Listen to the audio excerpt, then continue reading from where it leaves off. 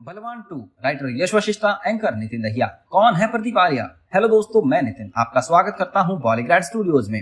आज हम बात करने वाले हैं एक ऐसे सिविलियन के बारे में जो Indian revenue service IRS officer होने के बावजूद कश्मीर में आतंकवादियों का शिकार करता है। हम बात कर रहे हैं IRS ऑफिसर प्रदीप शौर्य आर्या के बारे में। प्रदीप आर्या एक IRS ऑफिसर होने के साथ साथ इंडियन आर्मी में भी एक ऑफिसर होता है। दरअसल IRS ऑफिसर प्रदीप आर्या ने साल 2009 में टेरिटोरियल आर्मी को ज्वाइन किया था, जिसके बाद उन्होंने कश्मीर में पैरा स्पेशल फोर्सेस के साथ कैप्टन के पद पर तैनात कर दिया गया था। मुंबई में additional commissioner of income tax इस पद पर काम कर रहे प्रदीप आर्या को जब भी आर्मी ने उनके कमांडिंग ऑफिसर की कॉल आती है तो वो कश्मीर के लिए निकल पड़ते हैं। वैसे ही टेरिटोरियल आर्मी में सर्व करने वाले किसी भी सोल्जर को एक साल में सिर्फ 60 दिन की ड्यूटी देनी पड़ती है, लेकिन प्रदीप के लिए ये ड्यूटी 60 दिन से कई ज्यादा होती थी।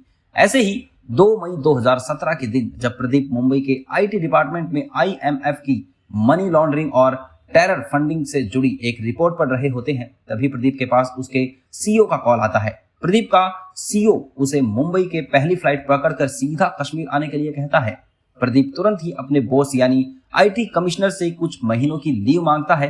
प्रदीप का बॉस उस पर नाराज होने लगता है और कहता है, अगर तुम कश्मीर चले जाओगे तो यहाँ तुम्हारा काम कौन करेगा?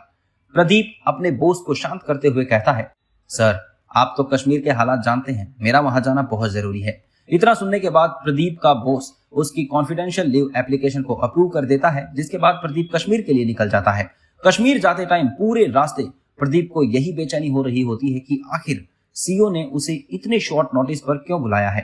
अगले दिन 3 मई 2017 को प्रदीप अपनी यूनिट में पहुंच जाता है, जो कि कश्मीर के उरी सेक्टर में तैनात थी। यूनिट में पहुंचने के बाद प्रदीप अपने CEO को रिपोर्ट करता है और इतने शॉर्ट नोटिस पर उसे यहां बुलाने का कारण पूछता है। रात को डिनर के टाइम CEO कैप्टन प्रदीप और उसके साथ कई और ऑफिसर को ब्रीफ करता है। वो बताते हैं कि उन्हें मिली इंटेलिजेंस के मुताबिक कुछ आतंकी LOC क्रॉस करके इंडिया आने की कोशिश करने वाले हैं। CEO कहते हैं कि इंटेलिजेंस एकदम सॉलिड है और इस पर बिना कोई देर किए एक एक्शन प्लान बनाना चाहिए। CEO इस एक्शन प्लान का इंचार्ज कैप्टन प्रदीप को बनाते हैं और उसे कहते हैं वो आतंकी इंडिया में नहीं घुसने चाहिए और अगर अंदर घुस गए तो जिंदा नहीं बचने चाहिए। कैप्टन प्रदीप को अपने खबरी से इंटेलिजेंस मिलती है कि अगले कुछ हफ्तों में टेररिस्ट का एक हाईली ट्रेंड ग्रुप कश्मीर में घुसपैठ करने की कोशिश करने वाला है। 10 मई के दिन अपनी वाइफ को वेडिंग एनिवर्सरी विश करने के बाद कैप्टन प्रदीप वॉर रूम में चले जाते हैं और वहां जाकर पिछले एक हफ्ते में इकट्ठी की गई इंटेलिजेंस को एनालाइज करने लगते हैं। इंटेलिजेंस को एनालाइज करने के बाद ये साफ हो जाता है कि LOC के दूसरी तरफ चकोटी में बेस्ड पाकिस्तानी आर्मी की 652 बटालियन कुछ टेररिस्ट को LOC क्रॉस करने में मदद करने वाली है। कुछ और इंटेलिजेंस को एनालाइज करने के बाद कैप्टन प्रदीप को पता चलता है कि घुसपैठ करने वाले टेररिस्ट लश्कर-ए-तैयबा और जैश-ए-मोहम्मद के टेररिस्ट हैं और सही टाइम आने पर पाकिस्तानी आर्मी इन टेररिस्ट को सुगना पोस्ट से कश्मीर के उरी सेक्टर में घुसपैठ करवाएगी। कैप्टन प्रदीप तुरंत ही अपने CEO को ब्रीफ कर देते हैं, जिसके बाद बेस पर 6 कमांडोज की 5 स्क्वाड्स इस ऑपरेशन का हिस्सा बनने के लिए ट्रेनिंग करना शुरू कर देती है, जिसमें से 2 स्क्वाड्स को बैकअप के तौर पर रखा जाता है। कैप्टन प्रदीप के पास अब तक इतनी इंटेलिजेंस इकट्ठा हो चुकी है कि वो अपने स्क्वाड्स को ब्रीफ कर सकें। वो अपने स्क्वाड्स को बताते हैं कि टेररिस्ट सुगना पोस्ट से घुसपैठ करने की कोशिश करेंगे। अभी ये क्लियर नहीं है कि टेररिस्ट का ग्रुप कब घुसपैठ करने की कोशिश करेगा, लेकिन हम अभी से अपने काम पर लग जाएंगे।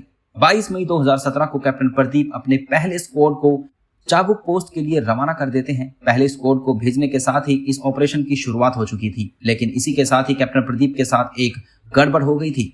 दरअसल कैप्टन प्रदीप को कंजक्टिविटीज हो गया था और जब ये बात प्रदीप के CEO को पता चलती है तो वो प्रदीप को इस मिशन से पीछे हटने के लिए कहते हैं।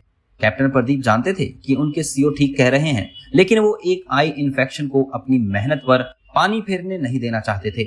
इसीलिए वो तुरंत ही फील्ड हॉस्पिटल जाते हैं, जहां डॉक्टर उन्हें किक आई ड्रॉप्स दे देते हैं। आई ड्रॉप्स की मदद से कैप्टन प्रदीप का आई इन्फेक्शन शाम होते होते ठीक हो जाता है। इसके बाद उन्हें फिर से इस ऑपरेशन में ज्वाइन कर लिया जाता है। 22 मई 2017 के बाद हथियारों और आर्मर से लेस कमांडोज स्क्वाड को एक एक करके फील्ड एरिया में भेज दिया जाता है। इन सभी स्क्वाड्स का काम KDK नल्ला के आसपास होने वाली किसी भी तरह की घुसपैठ को नाकाम करना था। तो क्या कैप्टन प्रदीप रोक पाएंगे टेररिस्ट की घुसपैठ? क्या टेररिस्ट अपने मंसूबे में होंगे कामयाब? जानेंगे इस वीडियो के अगले पार्ट में। धन्यवाद।